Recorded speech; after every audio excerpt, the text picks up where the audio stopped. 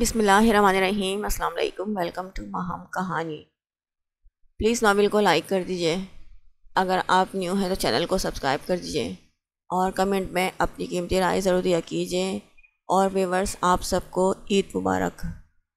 وہ تکیہ گود میں رکھے بولی۔ اس کے جواب پر یمنا کی پیشانی کے بالوں میں اضافہ ہوا۔ کہاں؟ انہوں نے سوالیہ نظروں سے دیکھتے ہوئے پوچھا۔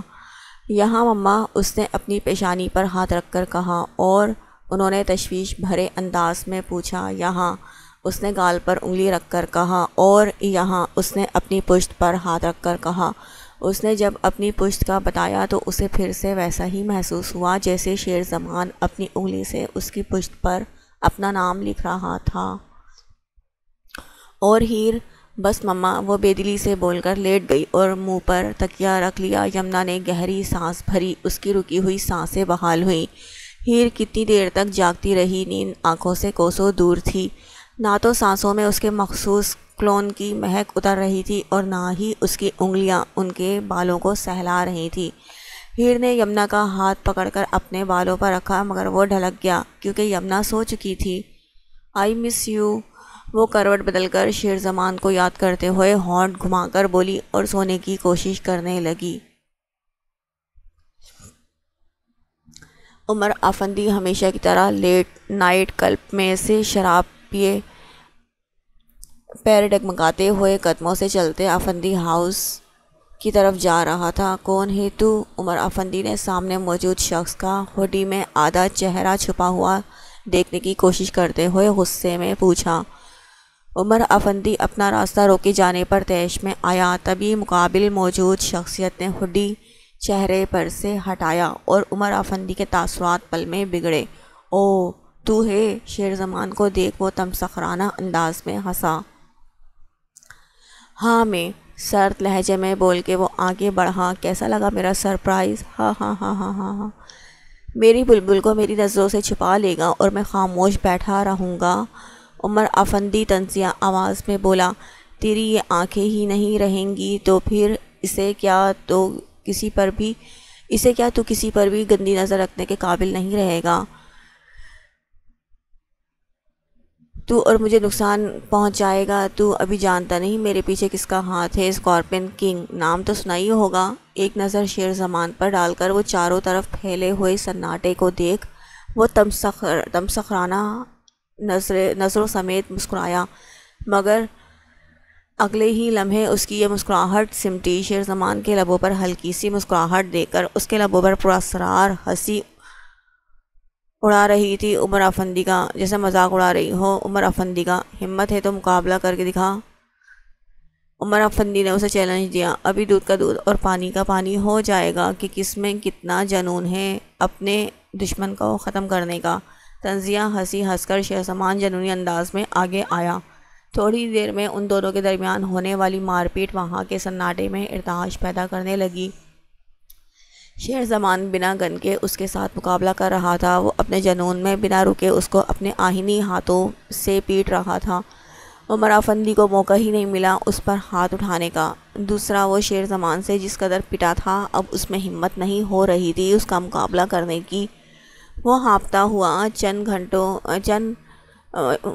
ہوا گھٹنوں کے بل زمین پر گرا۔ ایک سیاہ نقاب پوش شیر زمان کے پیچھے کھڑا تھا۔ وہ اب سامنے آیا اور خاموشی سے کچھ چیزیں نکالنے لگا۔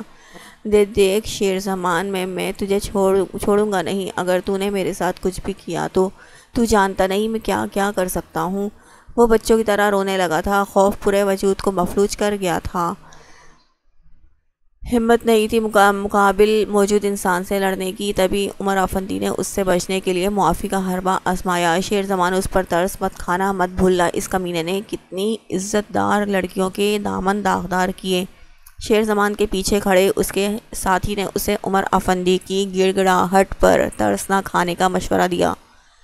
وہ درد سے پاگلوں کی طرح چیختا زمین میں گرا اور یکدم مرنے کی خواہش کرنے لگا۔ شیر زمان، چھوڑ دو مجھے، پلیز چھوڑ دو، بچاؤ، کوئی ہے؟ تکلیف کی شدت برداشت نہ ہونے پر وہ تڑپ کر چیخ رہا تھا، مگر وہاں دور دور تک اس کی چیخ سننے والا کوئی نہ تھا۔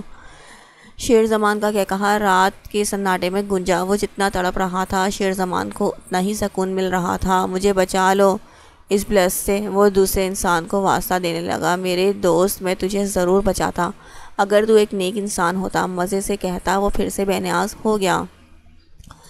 بڑھتی ہوئی تکلیف کے باعث عمر افندی کی زخمی آنکھوں کے پردوں پر اپنے کیے گناہ آئے، وہ تڑپ کر رہ گیا۔ یہ سب سوچ کر ہی جانتا تھا دولت کے نشے میں چور کتنی لڑکیوں کو اس نے داغدار کیا تھا، کتنوں کی ویڈیو بنائی تھی اسکارپین کنگ کے کہنے پر، مگر اب ان سب سوچوں کا کیا فائدہ؟ تڑپنا، گڑ گڑاتا وہ بری طرح سکنے لگا تھا۔ سب گناہ یاد آتے وہ بدم سا ہوا۔ شیر زمان نے تنفر سے اس کے بے سدھ ہوتے وجود کو دیکھا۔ اسے زندہ کیوں چھوڑ دیا؟ اس نے شیر زمان سے پوچھا۔ میں چاہتا ہوں اسکارپین کنگ کا یہ چمچہ جا کر اسے بتائے کہ شیر زمان اس کا بھی یہی حال کرنے والا ہے، وہ سرد لہجے میں بولا۔ مگر شیر زمان، ہم اس اسکارپین کنگ سے کیسے؟ شیر زمان نے مڑ کر ایک کاٹدار نظر اس پر ڈالی، وہ خاموش ہو گیا۔ حسام ابتسام سے بات کیے اپنے روم میں آیا تو عائشہ بستر پر نیم دراز تھی، وہ شاید اس کا انتظار کرتے ہوئے وہیں سو گئی تھی۔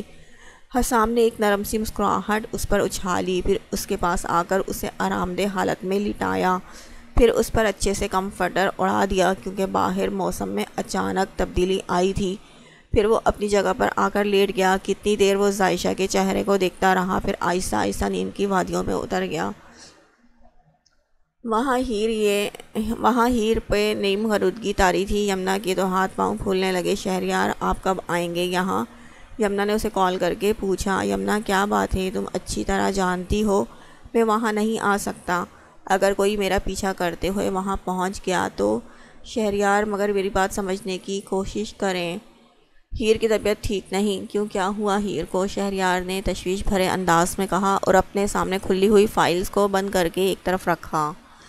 کل رات جانے کن سوچوں میں ڈوبی ہوئی ہے، نہ جانے نہ کچھ ٹھیک سے کھا رہی ہے نہ پی رہی ہے، اب تو بے ہوش ہو گئی ہے، مجھے کچھ سمجھ میں نہیں آ رہا کہ کیا کروں۔ شہریار، اس کا جسم ٹھنڈا پڑ رہا ہے، شاید بی پی لو ہو گیا ہے اس کا۔ یمنا، تمہیں اس کا خیال رکھنے کو کہا تھا، کیا کرتی ہو تم؟ شہریار جھنجھلاہٹ سے بولا۔ شہریار، میں اپنی بیٹی کی طبیعت جان بوجھ کر خراب کروں گی؟ وہ غصے میں آ کر بولی۔ اچھا لڑو مت، اب بتاؤ کیا کرنا کیا ہے؟ آپ آئیں یہاں یا پھر ڈاکٹر کا بندوبست کریں، ابتسام یا پھر حسام کو بھیج دیں۔ ان دونوں کو نہیں بھیج سکتا، ان پر بھی اس کی نظر ہوگی۔ اچھا، میں پھر ضامن کو بلا لوں حویلی سے؟ ٹھیک ہے، اسے بلا لو، مگر اسے کہنا کہ کسی کو پتہ نہ چلے۔ جی ٹھیک ہے۔ یمنا نے ضامن کو کال کر کے اپنے پاس بلا لیا۔ السلام علیکم پھپھو، کیسی ہیں؟ ضامن نے آتے ہی پوچھا۔ میں بالکل ٹھیک ہوں، مگر ہیر کی طبیعت ٹھیک نہیں۔ کیوں، کیا ہوا اسے؟ وہ جلدی سے روم کی طرف بھاگا اسے دیکھنے کے لیے، اس کی پیشانی پر ہاتھ رکھ کر دیکھا۔ جاؤ ضامن، ڈاکٹر کو بلا لاؤ۔ جی ٹھیک ہے، کہتے ہی ضامن تیزی سے باہر نکل گیا۔ کچھ دیر بعد ضامن جب ایریا کے نزدیکی ڈاکٹر کو اپنے ساتھ لیے واپس آیا تو وہ ہیر کا چیک اپ کرنے لگے۔ کیا ہوا ہے ڈاکٹر؟ ہیر کو یمنا نے تشویش بھرے انداز میں پوچھا۔ ڈپریشن کی وجہ سے ان کی حالت ہوئی ہے، ان کا خیال رکھیں اور انہیں زیادہ سے زیادہ خوش رکھنے کی کوشش کریں، اور انہیں دماغ پر زیادہ زور مت ڈالنے دیں، انہیں تازہ ہوا میں لے جائیں، ٹھیک ہو جائیں گی۔ وہ اپنا پیشہ ورانہ مشورہ اور میڈیسن دیے وہاں سے نکل گئے۔ یمنا نے ہیر کو میڈیسن دی، پھر ضامن اور یمنا ہیر کو آرام کرنے دے کر خود روم سے باہر آ گئے۔ پھپھو، یہ کون سی جگہ ہے؟ ضامن، یہ شہریار کا پرانا گھر ہے، پہلے ہم یہاں رہتے تھے، تم بچوں کو نہیں پتہ اس گھر کا، کیونکہ تم سب کے پیدا ہونے سے پہلے ہی ہم اس نئے گھر میں شفٹ ہو چکے تھے۔ یمنا نے اسے تفصیل سے بتایا۔ اچھا ٹھیک ہے۔ وہ آرام سے صوفے پر ٹیک لگا کر بیٹھ گیا۔ کیا تم کیا کرتے پھرتے ہو آج کل؟ بہت کم دکھائی دیتے ہو۔ وہ بس پھپھو، جو ویلے ہوتے ہیں انہیں سب سے زیادہ کام ہوتے ہیں، وہ مسکرا کر بولا۔ ضامن، کچھ کھاؤ گے؟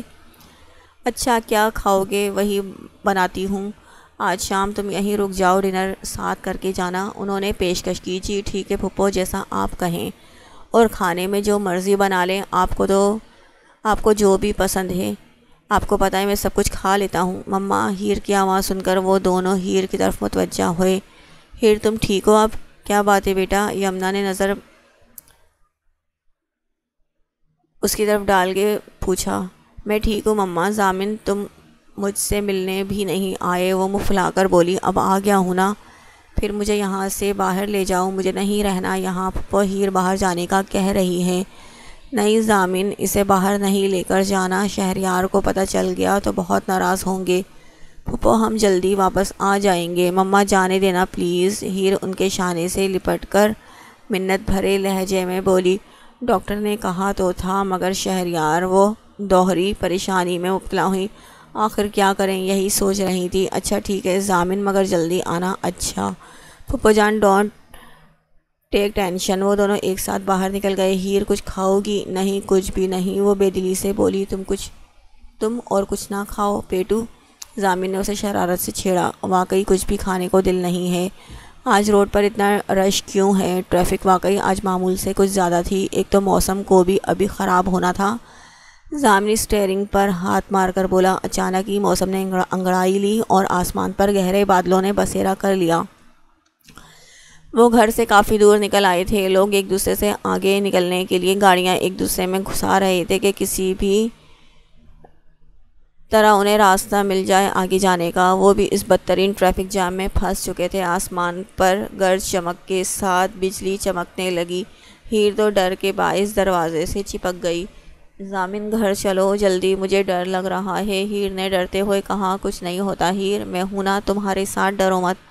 دیکھو روڈ پر کتنے لوگ ہیں ہمارے ساتھ جو اس ٹریفک جام میں پھنسے ہوئے ہیں۔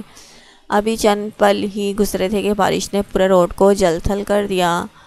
چھم چھم برستی بوندیں اب ونڈ اسکرین کو بھی پوری طرح بھگو چکی تھیں۔ سائیڈ مرر پر بھی بارش برس رہی تھی۔ بارش کی تیزی سے ٹریفک کی روانگی میں تھوڑی سی ہلچل مچی۔ ضامن نے گاڑی تھوڑی سی آگے بڑھائی۔ اس کی نظر دو گاڑیاں چھوڑ کر تیسری گاڑی میں ڈرائیونگ سیٹ پر بیٹھی ہوئی ایش ڈار پر گئی، جو اسے دیکھ کم گھور زیادہ رہی تھی، ایسے جیسے اسے آج کچا چبا جائے گی۔ ہیر اپنی بھابھی سے ملو گی؟ ضامن نے ساتھ گمسم بیٹھی ہوئی ہیر سے پوچھا۔ ہیں آپ نے شادی کر لی؟ اس نے حیرانگی سے پوچھا۔ وہ سب چھوڑو، یہ بتاؤ ملو گی؟ ہاں ہاں بالکل، جلدی دکھائیں نا کدھر ہے؟ وہ پرجوش آواز میں بولی اور ادھر ادھر نظریں دوڑائیں۔ وہ دیکھو ادھر ہماری طرف ہی آ رہی ہیں۔ ضامن نے اسے اشارے سے بتایا۔ ہیر نے اپنی طرف آتی ہوئی ایش ڈار کو دیکھا۔ بلیک ڈریس پینٹ اور لیڈیز کوٹ پہ ملبوس، بالوں کی ہائی ڈل کیے، دلکش نقوش لیے، لبوں پر ڈیپ ریڈ لپسٹک لگائے انہی کی طرف آ رہی تھی۔ ضامن یہ تو بہت ہی پیاری ہیں۔ وہ ایش ڈار کو دیکھ کر اس پر فرفتہ ہوئی۔ تمہیں یہ بارودی سرنگ پیاری لگی؟ دیکھنا آتے ہی کیسے بمباری کرتی ہے، گولے برسائے گی مجھ پر۔ اپنے اتنی پیاری لگی تو اسے ابھی خراب کر دے گی۔ وہ زمائنی انداز میں خود کلامی کر گیا۔ کیا کہا ضامن؟ کچھ خاص نہیں، تمہارے کام کی بات نہیں، وہ آہستگی سے بولا۔ ایش ڈار نے گاڑی کے دروازے کو باہر سے انگلی کی مدد سے نوک کرتے ہوئے سپاٹ انداز میں کہا۔ وہ پوری طرح بھیگ چکی تھی۔ ضامن نے اپنی طرف کا شیشہ نیچے کیا۔ باہر نکلو ذرا، وہ اسے انگلی کا اشارہ کرتے ہوئے بولی۔ ضامن نے ایک نظر ہیر کی طرف دیکھا اور باہر نکلا۔ چلو میرے ساتھ۔ وہ ضامن کا ہاتھ پکڑے کار کا دروازہ بند کیے اپنے ساتھ قدرے روڈ کے ایک سائڈ پر لے گئی۔ کہاں لے جا رہی ہو مجھے؟ چپ چاپ چلو ورنہ اچھا نہیں ہوگا تمہارے لیے۔ اچھا تو تمہارے لیے نہیں ہوگا، جتنی تاریک جگہ پر لے جاؤ گی خطرہ تمہیں ہی ہوگا۔ ضامن نے اسے دھمکایا۔ دیکھا جائے گا۔ وہ ایک سنسان گلی میں تھے جہاں فی الوقت کوئی بھی نہیں تھا۔ بارش کی وجہ سے سب اپنے اپنے گھروں میں گھسے ہوئے تھے، مگر وہاں سے روڈ واضح دکھائی دے رہے تھے۔ ہیر نے گاڑی سے باہر نکل کر دیکھا، اسے ضامن کہیں بھی دکھائی نہیں دیا۔ وہ ہراساں نظر ٹریفک پر ڈال گئی جو بارش کی وجہ سے پھنسی ہوئی تھی۔ اس کے پیچھے موجود گاڑیاں ہارن پر ہارن دے رہی تھیں تاکہ اس کی گاڑی آگے بڑھے تو انہیں بھی آگے جانے کا راستہ مل جائے۔ ہیر کو تو گاڑی چلانی ہی نہیں آتی تھی، وہ کیسے گاڑی چلاتی؟ وہ سہم کر رونے لگی۔ اس کے آنسو بارش کے پانی کے ساتھ مل کر بارش بننے لگے۔ یہ آواز تو وہ لاکھوں میں پہچان سکتی تھی۔ ہیر نے چاروں طرف نظر دوڑائی۔ روڈ کی دوسری طرف وہ سیاہ پراڈو اسی کی تھی۔ ہاں وہ وہی تھا۔ شیر زمان نے اپنی طرف کا دروازہ کھولا اور ہیر کی طرف دیکھا۔ اسے سامنے دیکھ ہیر کی جان میں جان آئی۔ وہ اب اس کے پاس پہنچنے کے لیے مختلف گاڑیوں کے بونٹ پر چڑھا پھر اترا، پھر چڑھا پھر اترا۔ لوگ اس کے عمل پر اسے پاگل گردان رہے تھے کیونکہ سلو ٹریفک رواں ہو چکی تھی، مگر اسے کہاں پرواہ تھی۔ وہ چلتی ہوئی گاڑیوں میں سے گزرتا، ان کے بونٹ پر چڑھتا، پھر فٹ پاتھ پر پھلانگتا ہوا بالآخر اس تک پہنچنے میں کامیاب ہو گیا تھا۔ وہ دونوں سڑک کے بیچوں بیچ ایستادہ تھے، برستی ہوئی بارش میں بھیگتے دو وجود ایک دوسرے کی آنکھوں میں دیکھتے ہوئے دنیا جہاں سے بیگانہ ہو چکے تھے۔ مائی لٹل پرنسس، شیر زمان نے فسوں خیزی سے کہا۔ ہیر بنا کچھ کہے اس کی کمر کے گرد اپنے بازو باندھ گئی اور سسک سسک کر رونے لگی۔ شیر زمان نے اس کے نازک وجود کو اپنے بازوؤں کے گھیرے میں لیا۔ ہیر اسے اپنے ساتھ محسوس کرنے لگی۔ اوئے ہیر رانجھا، یہ رومانس جھاڑنے کے لیے تمہیں ٹریفک ہی ملی تھی کیا؟ ہٹو راستے سے، ایک سرپرے نے انہیں سڑک کے بیچوں بیچ ایک دوسرے کے گلے لگے دیکھا تو استہزائیہ انداز میں کہا۔ کوئی اور وقت ہوتا تو شاید شیر زمان اسے جواب دیتا، اس وقت تو شیر زمان کو اپنی لٹل پرنسس کے دل کی دھڑکنوں کی آواز، اس کی سانسوں کی مدھم دھن کے سوا کچھ سنائی نہیں دے رہا تھا۔ تم اتنے گھٹیا نکلو گے، اگر مجھے خبر ہوتی تو کبھی تم سے شادی نہیں کرتی، ایش ڈار نے اس کا کالر کھینچ کر کہا۔ اب میں نے کیا کر دیا؟ لوفر انسان، میں وہاں اسپتال میں اکیلی سڑ رہی تھی اور تم میری خبر لینے کے بجائے یہاں کسی حسینہ کو بغل میں دبائے موسم کا لطف اٹھانے میں مگن ہو۔ So miss Irish Dar, are you jealous? وہ شرارتی انداز میں ہنس کر بولا۔ جلتی ہے میری جوتی۔ کون ہے وہ جس کے ساتھ گھوم رہے ہو؟ اس نے تیکھے چتونوں سے گھورتے ہوئے پوچھا۔ کیوں بتاؤں؟ وہ چڑھ رہی تھی تو ضامن اسے مزید چڑھانے لگا۔ دیکھو ضامن، تم صرف میرے ہو، اگر تم نے کسی اور کی طرف دیکھا بھی نہ تو تمہاری آنکھیں نوچ لوں گی۔ وہ دھمکی آمیز انداز میں انگلی اٹھا کر بولی۔ ضامن نے اس کی انگلی میں اپنی انگلی ڈالی۔ اگر تمہارا نہ ہوا تو؟ وہ ذرا سا اس کے قریب چہرہ کیے شوخ آواز میں بولا۔ تو میں اسے کچھ سجھائی نہ دیا۔ ضامن نے سارے فاصلے مٹاتے ہوئے اس کے رنگے سرخ لبوں کو اپنے لبوں میں قید کیا۔ اس بار ایش ڈار نے مزاحمت نہیں کی بلکہ ضامن خان کے ہاتھوں کے طوطے اڑا دیے۔ ضامن کے عمل میں تو نرمی تھی مگر ایش ڈار نے بدلے میں سختی اپنائی۔ اس بار ضامن نے پیچھے ہٹنا چاہا مگر ایش نے اسے پیچھے ہٹنے نہیں دیا۔ ضامن نے اپنا آپ اس کے حوالے کر دیا۔ کچھ دیر بعد جب وہ خود ہی تھک گئی تو پیچھے ہٹ کر گہرے سانس لینے لگی۔ واو، میری گینگسٹر بیوی کے بدلے کا انداز تو آج دل پر لگا ٹھا کر کے۔ وہ اس کے لبوں کو اپنے پوروں سے چھو کر شوخی بھرے لہجے میں بولا۔ اب جا کر دکھاؤ کسی اور کے پاس۔ ہائے، اس ادا پر کون نہ مٹ جائے۔ وہ اپنا ٹرک پن بناتے ہوئے بولا۔ پھر کسی اور کا ہونے بھی نہیں دیتے؟ وہ ٹھنڈی آنکھ بھر کے بولا۔ آئے بڑے عمران ہاشمی کہیں گے، ٹرک پن میں تو تم اس سے بھی 4 ہاتھ آگے ہو۔ یار تم مجال ہے جو مجھے کسی اور کام پر فوکس کرنے دیتی ہو۔ اچھا زیادہ باتیں مت بناؤ، میرے ساتھ گھر چلو۔ وہ کس خوشی میں؟ کیوں گھر جانے کے لیے خوشی کی ضرورت ہوتی ہے؟ ارے نہیں، ویسے ہی کہہ رہا تھا۔ میرے بازو میں ابھی بھی درد ہے، مزید ڈرائیونگ نہیں ہوگی تو تمہیں کسی پاگل کتے نے کاٹا تھا کہ ہاسپٹل سے باہر نکلو۔ ابھی گھاؤ ٹھیک سے بھرا بھی نہیں، تمہیں 1 آدھ دن وہیں رکنا چاہیے تھا۔ مجھ سے نہیں اس ہاسپٹل کے بستر پر مزید لیٹا جاتا، بور ہو گئی تھی وہاں اکیلے لیٹ کر۔ بستر اور تم تو مجھے وہاں چھوڑ کر ایسے غائب ہوئے تھے جیسے گدھے کے سر سے سنگ۔ بس یار کچھ ضروری کام تھے وہ نپٹانے تھے۔ ویسے بھی تمہیں کس نے کہا تھا ہمارے پیچھے آنے کو؟ پہلے بھی تم میرے پیچھے آئی تھی ایک بار، تب بھی میں نے منع کیا تھا تمہیں۔ ویسے تو ہر وقت پیار سے بات کرتے ہو، جب شیر زمان کے ساتھ ہوتے ہو تو مجھے گھورتے کیوں ہو؟ ایسا لگتا ہے کہ مجھے سالم نگل جاؤ گے۔ وہ شکوہ کناں نگاہوں سے اسے دیکھتے ہوئے بولی۔ کیونکہ اسے اپنے کام میں کسی کی ٹانگ اڑانا پسند نہیں۔ تمہاری وجہ سے 2 بار میری اس کے ہاتھوں بے عزتی ہوئی ہے، دوبارہ میرے پیچھے مت آنا۔ اچھا ٹھیک ہے، نہیں آتی، وہ ناک سکوڑ کر بولی۔ ابھی تو چلو میرے ساتھ، پھر مجھے کیا ملے گا ساتھ جانے پر؟ وہ زمائنی نظروں سے اسے دیکھتے ہوئے پوچھنے لگا۔ جو تم لے چکے ہو اس سے زیادہ کی ڈیمانڈ کرنا فضول ہے، اس سے زیادہ کچھ نہیں ملنے والا، وہ کہہ کر مڑنے لگی۔ ضامن نے اس کے کوٹ سے واپس کھینچا، اس کے گال پر اپنے لب رکھے۔ اگر تمہیں پتہ نہ ہو تو تمہیں بتا دوں، اس وقت ہم کسی گلی میں کھڑے ہیں۔ وہ خوف زدہ آواز میں بولی اور اسے خود سے پیچھے دھکیلا۔ تو پھر گھر جا کر امید رکھوں؟ فی الحال گھر چلو، وہاں چل کر بتاتی ہوں۔ یار ایش، فون دو، میرا فون ضامن نے اپنی پاکٹ سے اسے فون کھینچتے دیکھ کر کہا، نہیں ملے گا، گھر چلو پھر لے لینا۔ ارے یار دیکھنے تو دو کس کی کال ہے۔ اسکرین کے اوپر یمنا پھپھو لکھا آ رہا تھا۔ پھپھو نے ضرور ہیر کا پوچھنے کے لیے کال کی ہوگی، لاؤ دو مجھے فون۔ اس نے عیش کے ہاتھ سے فون کھینچا۔ ضامن ہیر کو تو اس کا ہیرو لے گیا۔ وہ دور جاتے ہوئے شیر زمان اور ہیر کی طرف دیکھ کر بولی، تم کال کر کے انہیں بتا دو گے ہیر کا؟